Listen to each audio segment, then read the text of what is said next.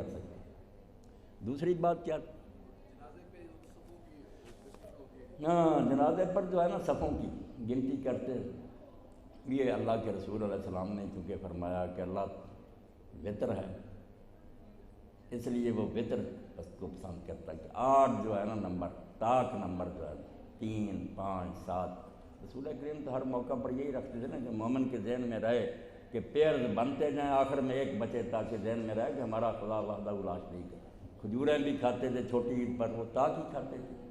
تو جو بیت اللہ کے طواف ہیں وہ بھی آپ دیکھتے ہیں طاق ہیں، 7 صفا مروہ کے چکر بھی، کنکریاں بھی، جمع رمی، ہر جگہ طاق کے اندر کو پسند کیا گیا کہ اسلام نے جو توحید کا سبق دیا وہ فراموش نہ۔ اس لیے یہ بہت اچھی بات ہے کہ صفیں جو ہے نا طاق بنانی چاہیے۔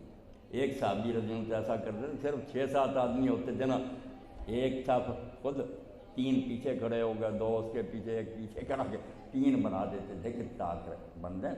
یہ تو ہے میرے بھائی ٹھیک، کوئی ایسی بات نہیں۔